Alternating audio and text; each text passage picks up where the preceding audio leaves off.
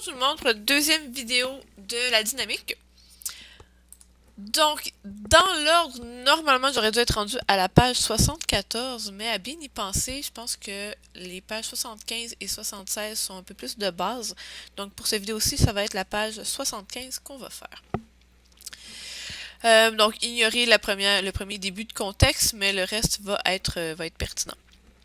Donc cette situation-là, c'est une plateforme tournante dans un parc. En fait, ça représente la vidéo dont tout le monde se rappellera de la brillante idée de faire tourner des gens avec une roue de scooter et qui finit par faire revoler quelqu'un si jamais il n'y a plus de force centripète qui est appliquée. Donc, c'est une force centripète qui permettait aux gens de rester sur la plateforme et donc de rester en mouvement circulaire. Dans notre cas, premièrement, ça ira pas si vite que ça. Deuxièmement, on n'aura pas de barrière dans le dos de la personne, ça va être juste quelqu'un qui est debout. Donc, ce qui va permettre à la personne de rester sur la plateforme, ça va être du frottement, qui devra donc être dirigé vers le centre pour agir comme force centripète.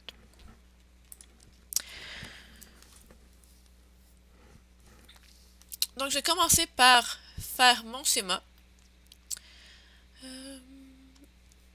En fait, mon schéma est déjà fait, je vais compléter les forces qui doivent être dessus. Donc ça, c'était supposé être à la verticale, donc le poids de la personne.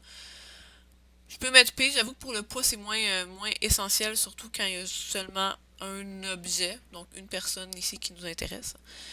Ensuite, bien sûr, j'ai la normale, donc appliquée, supposons, à partir d'un des pieds de la personne. Donc, normale sur la personne par la plateforme, ça se dit pas super bien, je vais mettre M pour merry-go-round comme dans le vidéo qu'on avait regardé. Ensuite, je vais avoir mon frottement. Donc, le frottement empêche la personne de se faire éjecter vers l'extérieur, donc il doit être dirigé vers le centre. Si la personne n'est pas en train de glisser, justement, ça va être un frottement statique, donc sur la personne par le merry-go-round. Donc, avec ça, je vais aller faire mon diagramme de force qui va en fait être presque identique. La première chose à se rappeler, c'est que si mon mouvement est circulaire, en fait, je vais faire le cercle qui doit être décrit par la personne quand ça tourne. Le centre du cercle serait ici. Donc, l'accélération doit être vers le centre du cercle par rapport à l'objet. Ça, d'habitude, quand je fais mon accélération, je fais pas une flèche pareille, juste pour me dire que c'est pas une force. Mais c'est cette direction-là qui m'indique le sens que je vais donner à mon axe des X. Donc, ici, mon axe des X va être positif vers la gauche. Et mon axe Y va être positif par en haut. Après ça, je remets toutes les forces que j'ai. Donc, le poids sur la personne,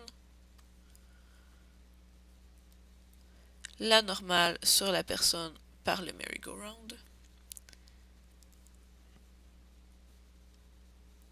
et le frottement statique sur la personne par le merry-go-round aussi.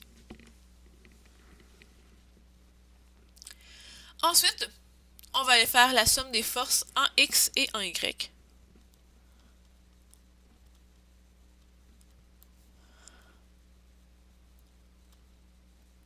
Mes sigmas sont pas super beaux. Symbole de sommation. Somme des forces en Y est égale à MAY. Donc en X, assez facile, on a seulement notre frottement statique sur la personne par le merry-go-round, la masse, et l'accélération en X sera l'accélération C pour centripète.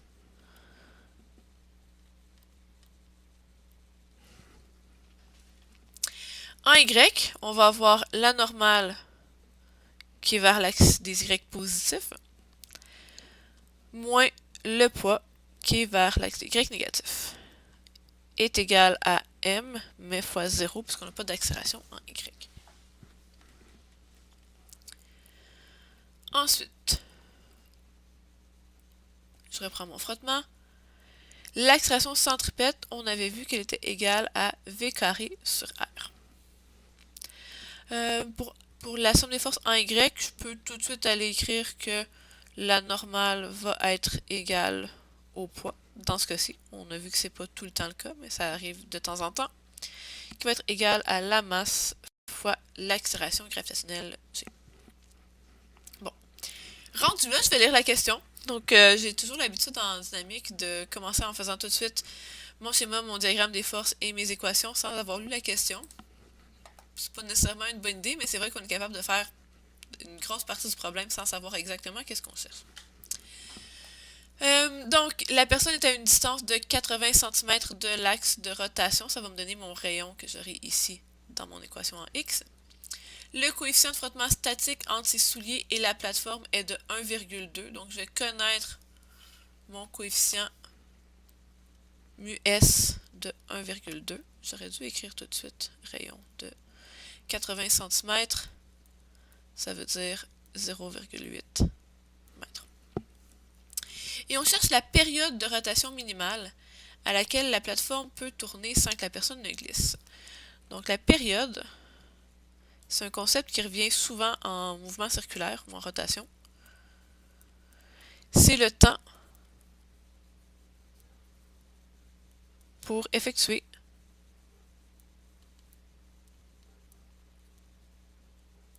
un tour. Je ne sais pas si vous l'entendez à travers mon micro, mais il y a le chien de mon voisin qui jappe dans la cour. Une fois de temps en temps, vous entendrez peut-être mon propre chien. Idéalement pas japper, mais des fois jouer avec ses jouets. Mais celui qui jappait présentement, c'était pas le mien. Donc le temps pour effectuer un tour et on lui donne la variable habituellement T majuscule. Ça peut être mélangeant si jamais il y a une tension aussi dans le problème. Si jamais vous préférez, vous pourrez utiliser T minuscule au besoin, mais la notation standard, c'est vraiment plutôt le T majuscule pour la période.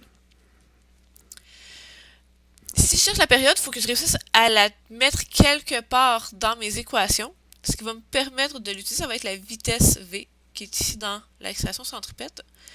Donc la vitesse, c'est une vitesse de rotation. Une distance parcourue pour un intervalle de temps. Ça, c'est une définition. Vu que c'est un module de vitesse ici, je peux parler de la distance parcourue. C'est techniquement une vitesse scalaire moyenne. Ce ne sera pas une vitesse moyenne ou vitesse instantanée dans le sens que c'est pas vectoriel. Puis que si j'ai une vitesse moyenne, selon la définition qu'on avait dans les premiers chapitres, quand je fais un tour au complet, mon déplacement total est nul. Donc ma vitesse moyenne serait nulle. C'est pas ça qui nous intéresse. On veut savoir que la personne a réellement fait un tour. Donc j'utiliserai plutôt la distance parcourue. La distance parcourue, ça va être une circonférence. 2π fois r, donc vraiment la longueur de mon cercle bleu ici, divisé par le temps pour faire un tour, qui est donc ma définition de la période. Donc ça, je vais pouvoir l'ajouter ici. Ce que je vais faire, c'est que je vais mettre mon sur r à côté ici, puis je vais remplacer mon v par 2πr sur la période, puis ça c'est au carré. Je vais aller tout de suite faire les petites simplifications algébriques que je peux faire. Donc, je garde la masse, je garde R, je mets toute ma parenthèse au carré. Donc, 4 pi carré R carré sur T au carré. Ici, on peut voir que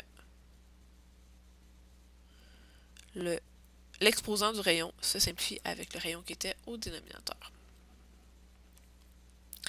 Donc, je me retrouve avec M 4πr sur TA2. Ensuite, ce qu'on cherche, c'est la période de rotation minimale. Donc, en fait, c'est le plus vite, la vitesse la plus grande à laquelle ça peut aller. Donc, le temps le plus petit pour faire un tour, ça correspond à une vitesse qui est plus élevée. Donc, j'aurais pu écrire Vmax ici ou ajouter Tmin ici. Pourquoi c'est important d'avoir cette information-là? Ben, à cause de notre frottement. Donc, le frottement statique, on se rappelle que, pour vrai, il est défini par une inégalité. Plus petit ou égal à mu s fois n. Ça va toujours nous prendre une information si on a besoin d'aller chercher une certaine valeur limite. Soit on cherche le frottement maximal ou on cherche le coefficient de frottement minimal. Donc, dans ce cas-ci, en cherchant la période minimale, vu que c'est au dénominateur, toute cette fraction-là devient maximale et c'est vraiment le frottement statique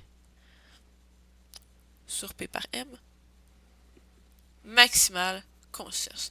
Ce qui fait qu'on va pouvoir le remplacer par mu Sn avec M 4πr sur T carré.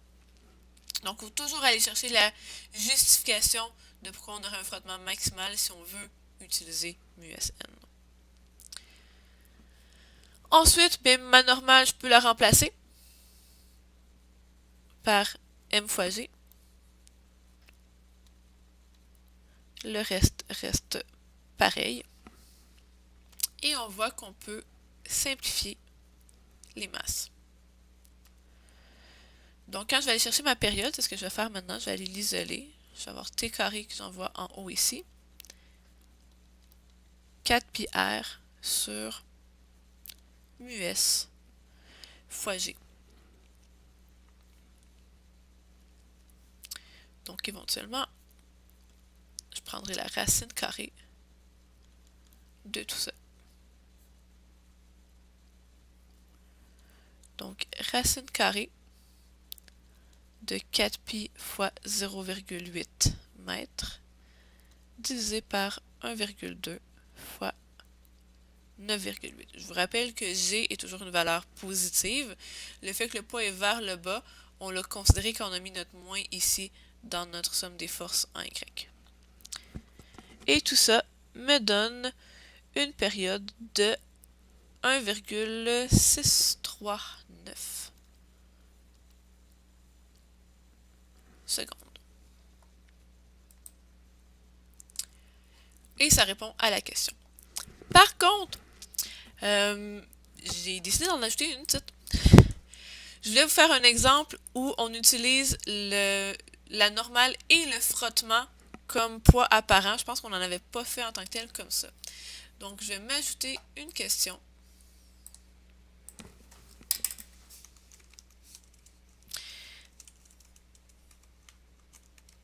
Voyons. Quel est le poids apparent de la personne?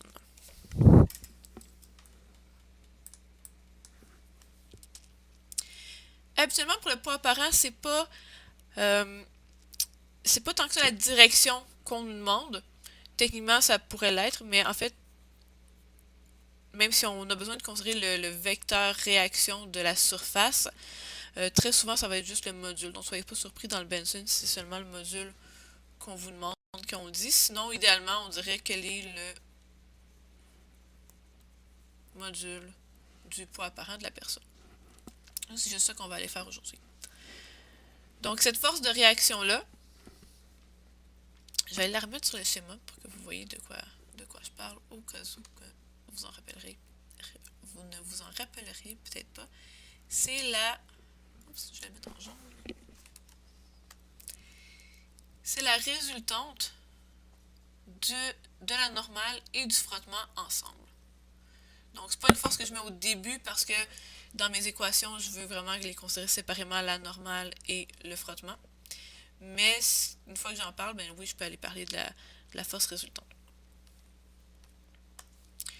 Donc, pour son module, ça va être le module de la normale au carré plus le frottement statique au carré. Les deux forces que j'ai utilisées qui composent la réaction de la plateforme à la personne.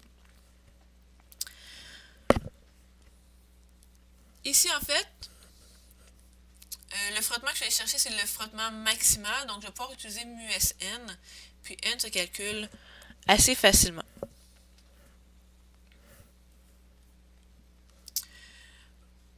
Je vais le faire algébriquement, ça va être un petit peu plus rapide. Donc, ma normale, c'est mg. Puis mon frottement statique, c'est mu S fois la normale aussi mg. Vous pourriez aller chercher les valeurs numériques tout de suite, là, vraiment, rendu là, ça ne dérange pas du tout.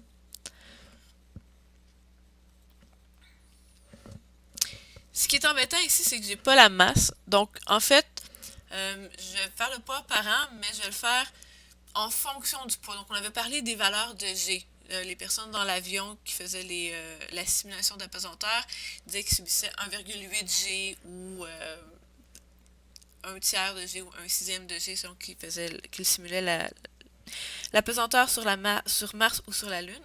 Donc, c'est ça que je vais faire ici. Donc, je vais prendre mon poids normal, mon mg. Une fois qu'il est au carré ici, je peux le sortir je peux le mettre en évidence dans la racine carrée, puis quand je le ressors de la racine carrée, il devient mg normalement. Je vais avoir 1 au carré plus mu s au carré. C'est pas essentiel de faire algébriquement comme ça arrivera pas beaucoup que vous ayez à le faire, mais je trouve ça intéressant de vous le montrer. Donc 1 au carré plus 1,2 au carré. Et ça me donne 1,56.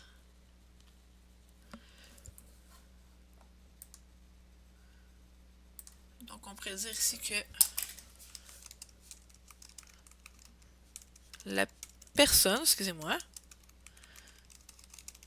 ressent un poids apparent de 1,56 G ou 1,56 fois son poids réel.